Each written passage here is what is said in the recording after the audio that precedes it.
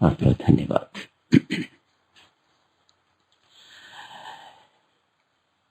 श्री कृष्ण जन्माष्टमी के उपलक्ष्य पर साधक चलो इस मांगलिक महामांगलिक उत्सव पर आप सबको हार्दिक बधाई देता हूँ।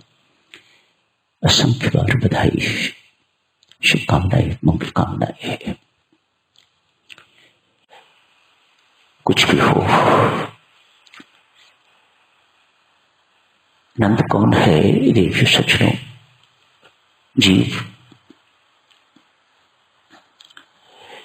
यशोदा है निर्मल बुद्धि। जिस जीव को निर्मल बुद्धि का संग मिल गया उसे ही श्री कृष्ण जैसा आनंद मिलेगा। जिस जीव को निर्मल बुद्धि का संग मिल गया उसे ही श्री कृष्ण जैसा आनंद मिलेगा। नाम जप के माध्यम से साक्ष्य में हमारी बुद्धि का निर्मलीकरण होना चाहिए। हमारी बुद्धि विवेक युक्त बुद्धि होनी चाहिए, तो आनंद की प्राप्ति, परमानंद की प्राप्ति होगी। आज 61वें श्लोक से प्रसंग शुरू हुआ था। संत महात्मा कहते हैं 61वें श्लोक से लेकर 66वें तक ये 6 श्लोक श्रीमद् भगवद गीता का सार है। वैसे तो सारा 18वां अध्याय सार कहा जाता है, पर इसे यूं कहिएगा कि ये सारों का सार है। ये 6 श्लोक गीता जी के सारों का सार। वह भगवान, वह परमात्मा विश्वव्यापक है, कण कण में व्याप्त है। जैसे दूध में भी व्याप्त है, लकड़ी में अग्नि व्याप्त है, तिल में तेल व्याप्त है, फूल में सुगंध व्याप्त है, ठीक इसी प्रकार से परमात्मा देव इस सकल जगत में व्याप्त है। कोई ऐसा स्थान नहीं इतना सभी जो परमेश्वर से खाली हो। तो जब कहा जाता है कि सब परमेश्वर ही परमेश्वर है तो उसमें कोई गलती नहीं है। परमेश्वर के सिवा और कुछ नहीं है। जब ऐसा कहा जाता है तो ये गलत नहीं है। सब परमेश्वर ही परमेश्वर है। आज भगवान श्री अपने मुख से कहते हैं,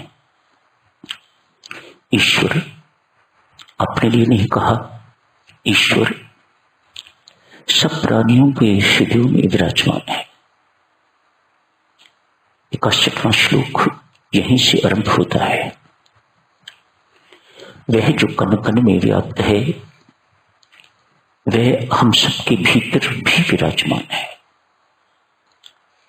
और हमें जैसे एक सूत्रधार कठपुतली को नाचना चाहता है, सूत्रधार के हाथ में कठपुतली की डोरियां होती हैं, वह ऐसे ऐसे उंगलियां हिलाता है तो कठपुतली आगे नाचती है। कठपुतली के हाथ में कुछ नहीं है, सब कुछ सूत्रधार के हाथ में है। यदि इतनी सी समझ आ जाए तो यूं समझ लीजिएगा कि गीता जी के सारे शास्त्रों के सारों का सार समझ में आ गया।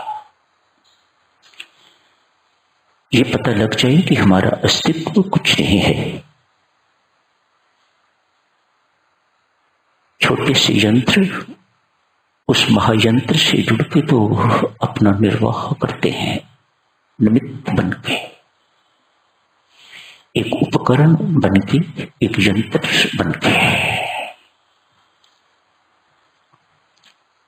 इन्हीं श्लोकों में दिव्य सज्जनों, परम गोपनीय बात भगवान श्री पार्थ को कहते हैं तो मुझे प्रिय है। मैं तुम्हें ये बहुत भेद की बात कह रहा हूं। पार्थ, मेरी शरण में आ, मेरा पूजन कर, मुझे नमस्कार कर। मैं तुझे सब पापों से मुक्त करके तो परमानंद की प्राप्ति करवा दूंगा। मैं ही तुझे प्राप्त हो जाऊंगा। मन वचन कर्म से अनन्य भाव से तू मेरी चरण शरण ग्रहण कर। संत महात्मा सुगुर अनुभवी ज्ञानी विज्ञानी संत महात्मा घोषणा करते हैं, परमेश्वर की चरण शरण में जाना ही परमेश्वर की प्राप्ति है। बहुत कठिन काम है। जिन्हें संसार की चरण शरण में रहने का अभ्यास हो गया हुआ है जन्म जन्मांत से, युग युगांत से, हम किसकी चरण शरण में हैं? संसार की। उसकी चरण शरण में रहने का हमारा अभ्यास बड़ा पुरातन सनातन युगों युगों से ये हमारा अभ्यास है, संसार की चरण शरण में रहने का। निकलना इतना आसान नहीं, इस चरण शरण को बदलना इतना आसान नहीं। आदमी बार बार डगमगाता है, गिरता है, पतन को प्राप्त होता है और जिंदगियां इसी में व्यतीत हो जाती हैं। यशोदा का संग मिले, बुद्धि का निर्मलीकरण हो, बुद्धि से ये छटपटाहट करने वाली ये सब बातें निकले, विरोध उत्पन्न करने वाली ये सब बातें उतरे, खत्म हो, मार्ग को अवरुद्ध करने वाली ये सारी की सारी विघ्न बाधाएं खत्म हो, तो कृष्ण रूपी आनंद की प्राप्ति हो पाएगी। छोटी छोटी बातों में नहीं उलझना। कब तक? आगे ही कितना समय बर्बाद हो चुका हुआ है और गुंजाइश नहीं। अपनी बुद्धि की ओर ध्यान दीजिएगा, किस प्रकार से इसका निर्मलीकरण किया जाए। भगवान श्री ने आज उत्तर दिया, बेशक मैं कण कण में व्याप्त हूं, कोई शक नहीं, पर मैं हर प्राणी के हृदय में भी निवास करता हूं। ऐसा क्यों हुआ? भगवान जो कण कण में व्याप्त है, मानो आपको वैकुंठ जाने की जरूरत, साकेत जाने की जरूरत नहीं। आप यहीं आंख बंद करो तो कण कण में व्याप्त मानो आपके पास बैठा हुआ है।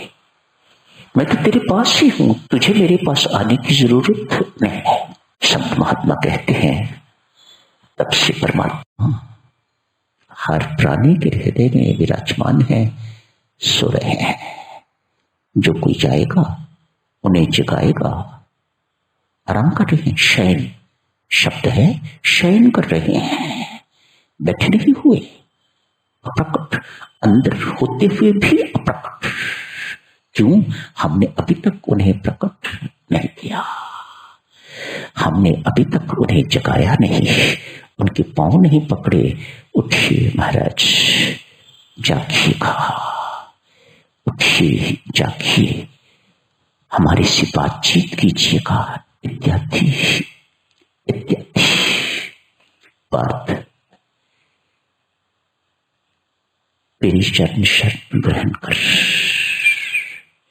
सारे संसार को उनके कर्मों के अनुसार चलाता हूं। मेरी माता सज्जनों, इन शब्दों पर गौर फरमाना।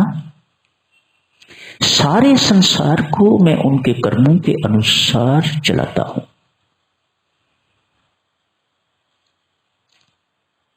शरणागत को नहीं। तुम्हें मैं क्यों कहता हूं तू मेरी चरण शरण में आ? इसलिए सारे संसार को बेशक मैं उनके कर्मों के अनुसार नाचना चाहता हूं, लेकिन जो मेरे शरण में आ जाता है, शरणागत को मैं अपने अनुसार चलाता हूं, उसके कर्मों के अनुसार नहीं चलता। मानो उसके सारे के सारे कर्म मैं नष्ट कर देता हूं, भस्म कर देता हूं। आई जस्ट इग्नोर, मुझे उसका कुछ नहीं देखना होता। क्यों? वह मेरी चरण शरण में आ गया है।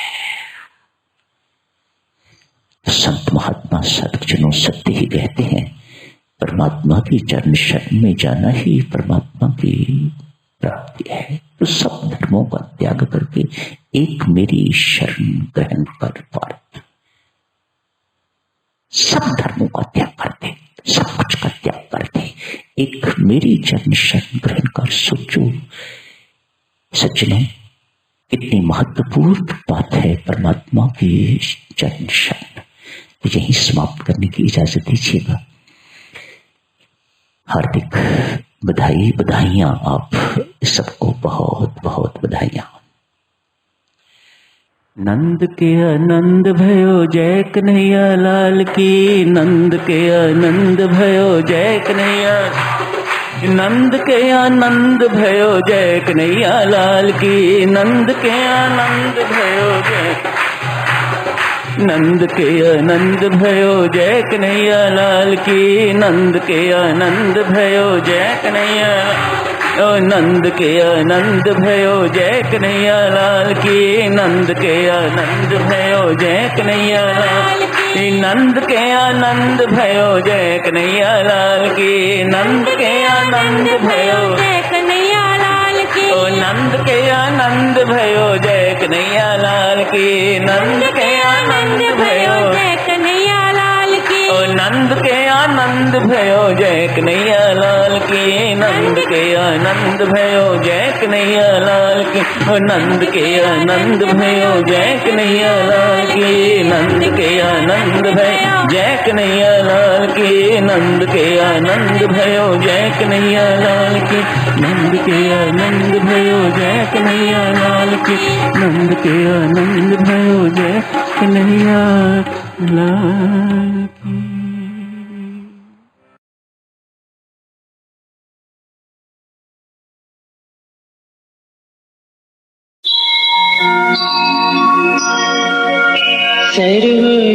सर्वशक्तिमय